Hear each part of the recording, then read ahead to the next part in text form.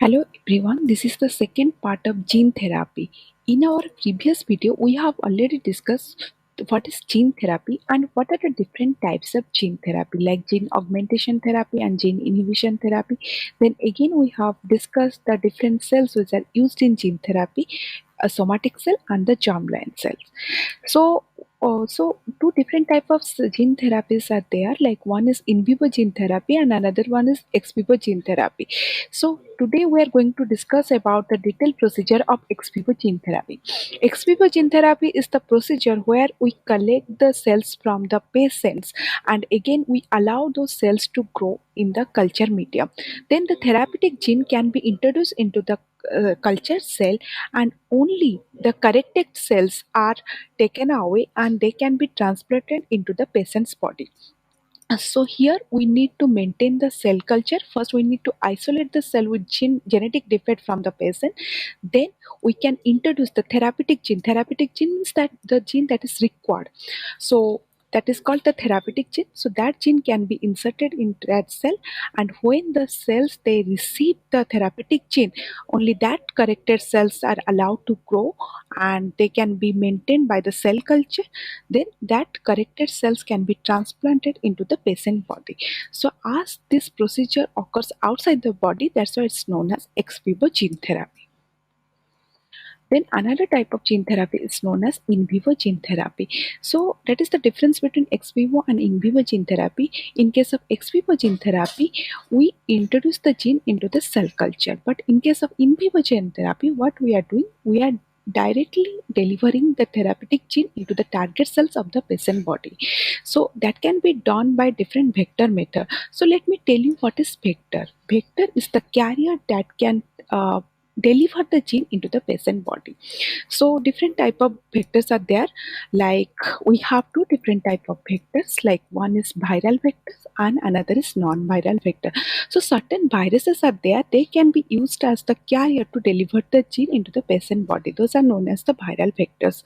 Then if we are not using the viral vectors, then we have different other vectors. Those are known as the non-viral vector. Then coming to the viral vector, so one common virus that is used in the vector system, that is known as the retrovirus. So let me tell you the importance of retrovirus in vector system, because retrovirus has RNA as the genetic material. So as you know, eukaryotic cells, they have DNA as the genetic material. So here the retrovirus, they need to convert the RNA into the DNA into the host cells, and they have the ability to do that because they have the enzyme that is known as reverse transcriptase. So by using that enzyme, they can convert the RNA into the DNA. So here we can take that virus as vector. So but the viruses, they are not harmless, so we need to make them harmless so that we can use them as the vector system. So here we are modifying the viruses so that we can make them harmless, and we can take them as the carrier to deliver the gene, because they have the tendency to multiply into the host cells. So that tendency can be used in the vector system. Then apart from the retrovirus, other viruses are also used in the gene therapy, and one of the viruses is known as adenovirus. So adenovirus can also infect the non-dividing human cells. So that is the advantage of adenovirus. So that's why it is also used in the vector system of gene therapy. Then other viruses are also used, like adeno-associated virus and herpes simplex virus. So based on their peculiarities and their features, both the viruses can be used in gene therapy. So basically viruses are the vector, those can deliver the gene into the patient body. And we need to remember that before using the virus as vector, we need to make them harmless, so that they, although they can deliver the gene, but they won't multiply or they won't cause disease inside the patient body. So that is very important point to remember. Then, apart from the virus system, we can also use certain non-viral vectors. That means these are the carrier, they can also deliver the gene. Because of the tendency of the virus, we are using the virus as vector, but if we want to avoid the viral system, we can also use the non-viral vector system. One of the non-viral vector system is pure DNA constructs. So here by using the pure DNA construct, we can deliver the therapeutic gene into the patient body. That can be done. And another type of non-viral vector is known as lipoplexes. So as we know that our cell membrane has the lipid molecules. So if we construct the DNA by using the lipid molecule, then that complex is known as lipoplexes. So basically, we need to use that therapeutic gene which can be surrounded by the artificial lipid layer.